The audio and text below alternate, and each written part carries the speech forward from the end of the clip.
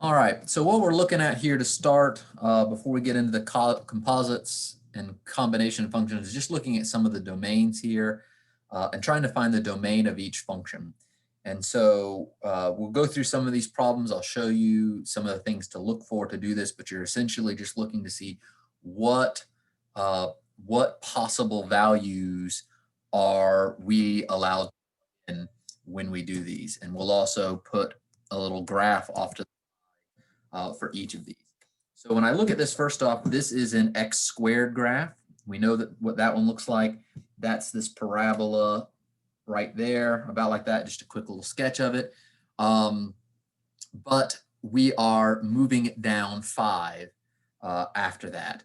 So, you know, that's what we're going to do. We're just going to take that graph and just shift it down here to 5. I'm not going to put in all the key points and everything. That's actually really bad. So maybe I'll try that one more time. I know the key points. I can at least try to hit them. So something like this. And then that's our actual graph here, not that green one. And so we can see just by looking at this graph that this is going to continue on forever off to the side and off to the side both ways.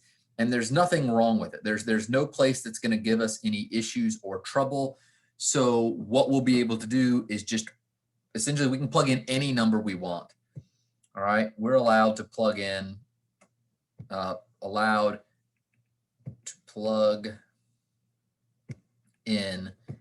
any real number.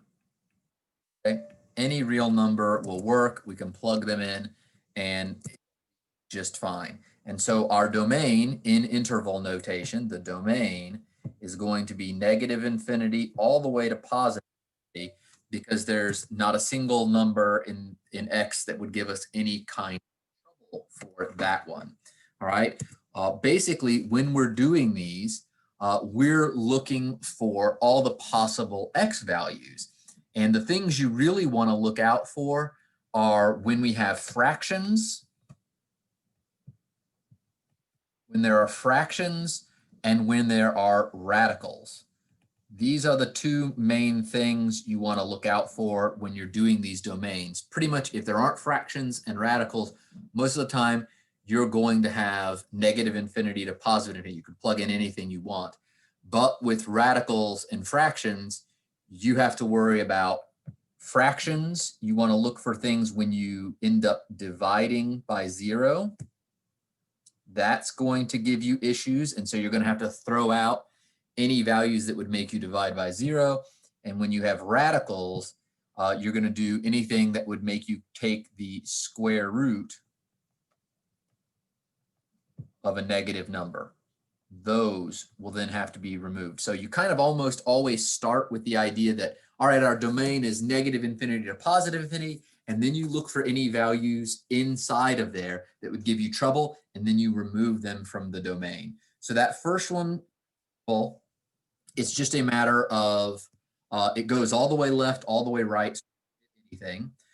This 2x plus 3, this is a y-intercept of 3 and a slope of 2. So we have a graph that looks like this. And again, if you're just looking at the graph, you can see it goes all the way left or right there as well. And so therefore, we can plug in anything we want.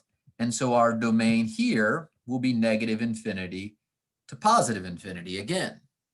All right, but taking a look at this last one, this graph, I don't believe it's one we did the other day, but this is a graph that is a hyperbolic graph, and it's the graph of, its basic graph is the graph of 1 over x. So we can say f of x equals 1 over x. And that graph looks like this. It goes through there and it asymptotes up to 0.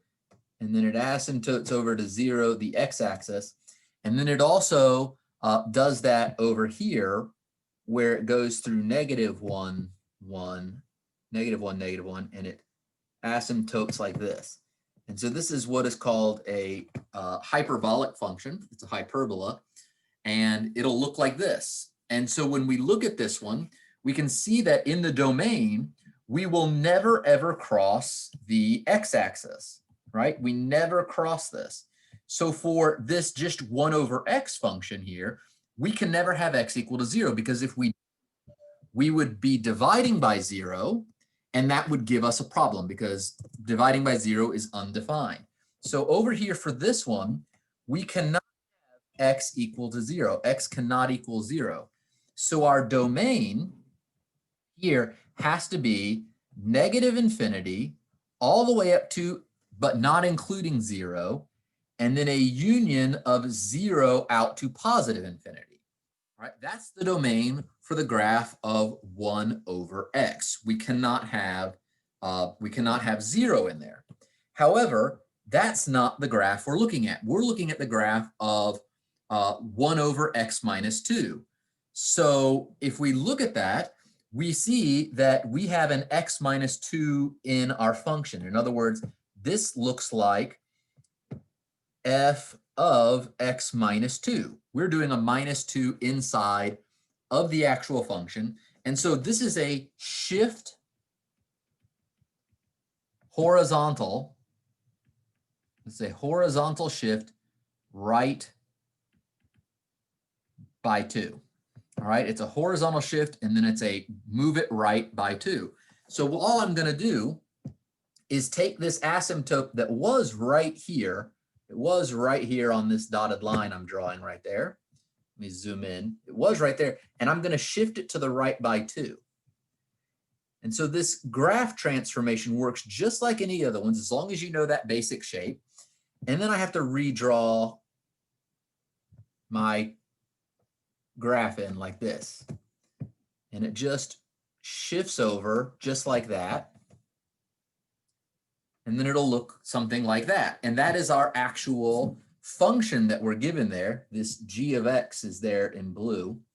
And that's what it looks like. And now you can look and see that the value we can't get to is actually this value right here at x equals 2.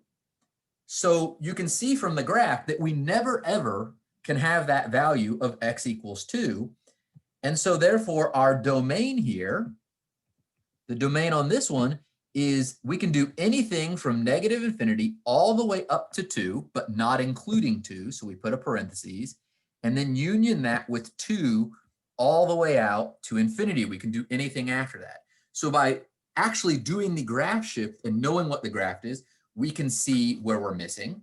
The other thing that you could do is look at this and say, we can't divide by 0.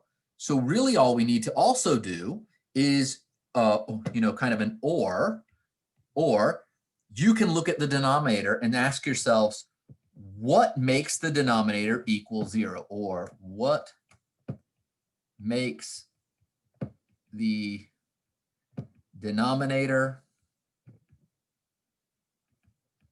equals 0? So we would say x minus 2 equals 0. We can't have that, because if we have that, we can't plug in 2 because we get an undefined. We end up dividing by 0. And so in this case, that's going to be whenever x equals 2. So again, just by either graphing it, we see here that x equals 2 never gets crossed, or by looking and asking ourselves, what value cannot be plugged in that'll give us trouble, we see that we cannot have x equals 2. But either way, we come up with this domain that we can plug in anything except that. So it's essentially skipping over that x equals 2. All right, and so that's what you're kind of want to look for here, is values that don't work and then remove them from it. All right, so I'm going to pause here and see if there are any questions on those first 3. All right, let's go ahead and take a look at this one here. What we've got here is another graph that, or another function here we can take a look at. And what we are worried about here, we see a fraction. We don't even have to worry about knowing what the graph looks like. We just have to worry about, when does this denominator equal 0? So what we're going to do is look at, when does x squared minus 2x minus 3, when does that equal 0? And so what I can actually do is I can factor this. And I can make this x, what is that? X plus 1, x minus 3 equals 0. Okay, so I'm looking for, when does this equal 0? And then that tells me that I get a 0 whenever x equals -1 and when x equals 3. So those two places right there would give me a 0 in the denominator. Therefore, I can go ahead and say that my domain, I can, again, I start with -infinity, but then I have to cut out that -1, so I have to not include it. And then I do a union from -1 and then cut out that 3. And then I do a union 3 out to infinity. So these values that I'm putting, this here over to this here is removing that -1, and this here to this here is removing that 3. All right, so that's what I'm doing when I do that, is I'm removing -1 and 3 from the domain. If you were to actually graph this, what would happen is this function up here, you could write it like this: 3x plus 2 over top of x plus 1 times x minus 3. And the way you decide this next step is anything that's a 0 is going to cause one of two things. It's going to cause it either to have an asymptote, or it's going to cause it to have a hole in the graph. And basically, it's going to be an asymptote if through algebraic manipulation, you cannot cancel it out with something in the numerator. It's going to be a hole in the graph if it actually will cancel out of the denominator. So here we can see that based on what we have in the numerator, we cannot cancel out x plus 1 or x minus 3. Therefore, at both of those locations, that means because of this x plus 1, we will have an asymptote at -1. So I can draw this dotted line in like this. We will have an asymptote at 3 because of the x minus 3, like that. And then while we don't really have to worry about it at this moment, this graph will look kind of like this. Oops, that was bad. All right, it's gonna asymptote straight over and then do this here. Okay, just so you see what it looks like right there.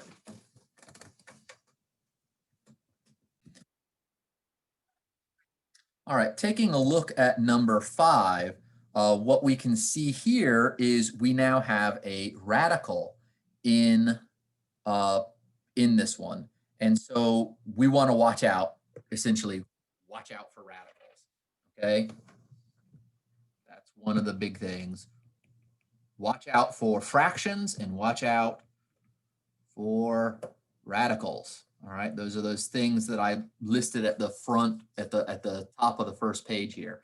And so we know that at this point, in order to maintain real numbers here, we have to have anything we take the square root of be greater than 0. So we need inside the radical to be greater than or equal to 0. Okay?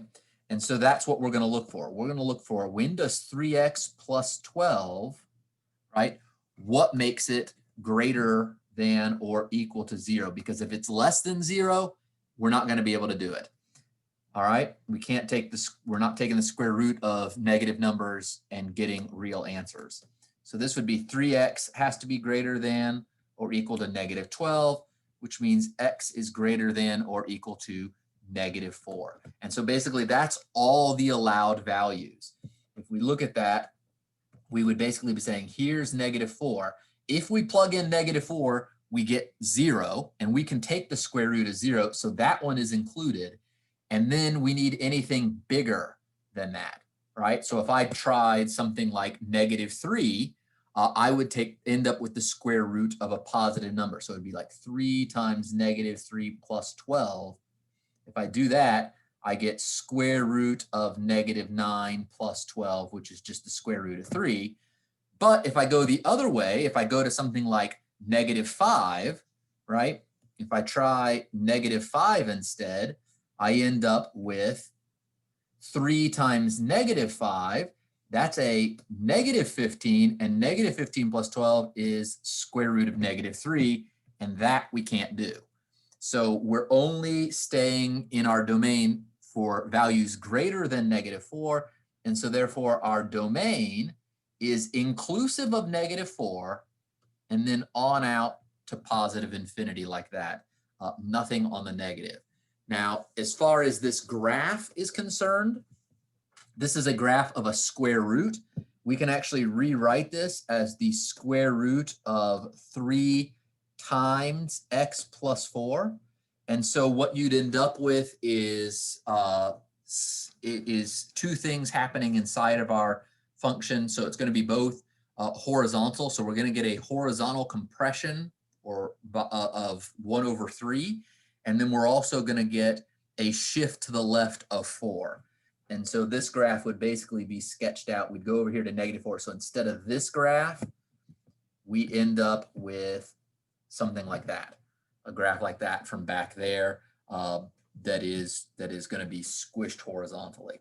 Okay, I'm not going to go into total great details with that one. So let me see if there are any questions here at this point. All right, so when we look at this one, we have two things to worry about. We have to worry about a fraction. So we have to worry about the denominator being 0. So look for denominator equaling 0. And we also have to worry about a square root of a negative. So those are the two main things we have to look for. So normally what we would do, like we did in the previous one, is we looked for when was the thing inside the radical greater than or equal to 0.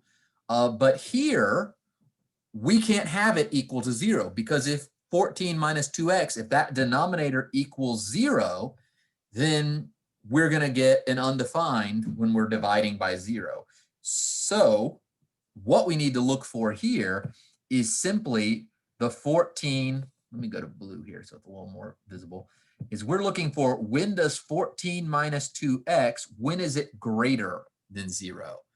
We don't include, so not equal to 0, because we can't divide by 0. Okay, so we want to remove the idea that immediately that the denominator can be 0, and therefore only look for when 14 minus 2x is greater than 0, not equal to. All right, so we can do this kind of all at once. What I can do is subtract 14 from both sides, and that'll give me -2x is greater than -14, just like that. And then I can divide both sides by -2.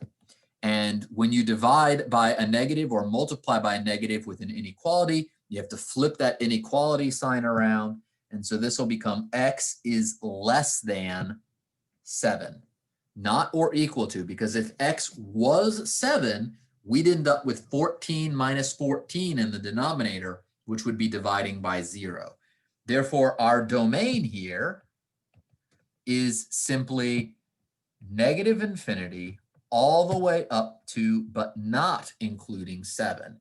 So if we drew that on a number line, it would look like an open circle at 7, and then we'd want everything to the left like that. And just so you know, that 7, that 0 that would have resulted in the bottom had x equaled 7, does not cancel with anything in the top. So at x equals 7, it is an asymptote. And this graph should look something like, let's get to 0, should be something like this. Okay, it'll look something like that for that graph, and it won't cross that or go beyond it. It'll never be greater than 7. Okay, so what I want you to go ahead and do is, I'll see if there are any questions on it, but otherwise try that next one. A little tricky, but see what you can come up with. All right, so if we look at this one, you should notice we actually have 2 fractions. All right, we have 2 fractions here that we have to worry about. The first one is simply that 2 over x. We have that 2 over x fraction, and that's going to tell us that we can't divide by 0 for that one. So that tells us we can't have x equals 0. Because as soon as x equals 0, we have 2 divided by 0, and we get an undefined. The other fraction we have is the one that's right there, that whole thing. And so therefore, we can't have this whole thing in the bottom be 0, right? So here we couldn't have the denominator equal 0. And now we also can't have 2 over x minus 1 equal 0. If either one of those things occurs, then we're in trouble. And so we can go ahead and try and solve this for x. And I can do that by adding 1 to both sides. And I'll get 2 over x equals 1. And then what I can do is multiply both sides by x pretty simply. Just x times and x times. And so what you end up with then is the x's cancel there, and you get 2 equals x. And so there we have 2 values that would both give us undefines. And so we have to skip both of them. And so when we write our domain, we have to skip over both of them. So we start negative infinity all the way up to 0, but not including 0. And I'm actually going to probably run out of room. So let me write this down here maybe. Oops, come on, move down here. Then we have to union it, and go from 0 all the way up to 2, because that's our second one we have to cut out.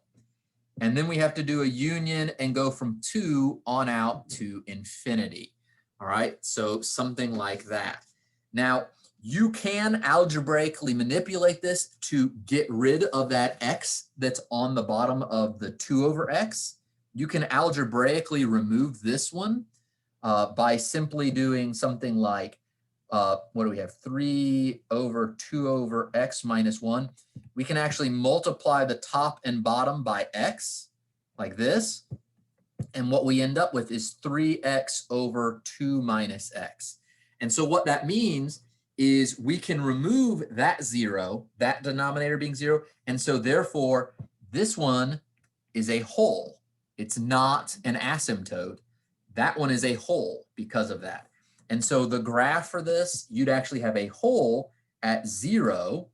You'd have a whole like that. And then you'd have an asymptote at x equals 2 like this. And so your graph ends up looking something like this kind of a thing. All right, just a quick rough sketch just to show you there what it basically looks like. All right, here we're going to get into combining functions. And this one's pretty simple. Basically, anytime you see the functions with a plus symbol, what this is telling you is to simply do f of x plus g of x. And they're given both right up here. And so when that happens, you would just replace them each. So x minus 2 plus, and then g of x is 3x squared, like that. And so you would replace it and write it just like that. And you would end up with a 3x squared plus x minus 2, just combining them together and then putting them in that kind of descending order. And that would be then the combination of those two functions. And if you wanted to, you could even say the domain for this one, we have nothing where we would divide by 0, nothing that would make us take the square root of a negative number. And so our domain is just the regular old domain of negative infinity to positive infinity. So essentially with the ones on this page, we're just doing addition, subtraction, multiplication, and division. So if you look at the next one, this would just be f of x minus g of x. So you would just write them, but it would have been the same as this one, except this would have been a minus sign from the one above it. So I'll leave that one for you to try. This one, number 10, is saying f of x like this, and then times g of x. And so what was f of x? F of x was x minus 2. This would be x minus 2 times, and then what was it? 3x squared. All right, that's the way you would do that one. And you would actually then, multiply that through the parentheses and come up with the result. And then the very last one is going to be f of x divided by g of x. And so you would write that one as x minus 2 divided by 3x squared. Okay, and then you would do any reducing and anything like that. Notice though that with this one, you're going to have to remove 0 because you can't have 3x squared equals 0, which means you can't have x equals 0. And so for this one, you have to limit your domain to being negative infinity all the way up to 0. Don't include 0, skip it, and go all the way out to infinity. So that's the only one here on this page where you're going to have a domain that isn't negative infinity to positive infinity. So try 9 and 10 and see if you can kind of, combine those together and see what you get. But other than that, that's pretty much it for today.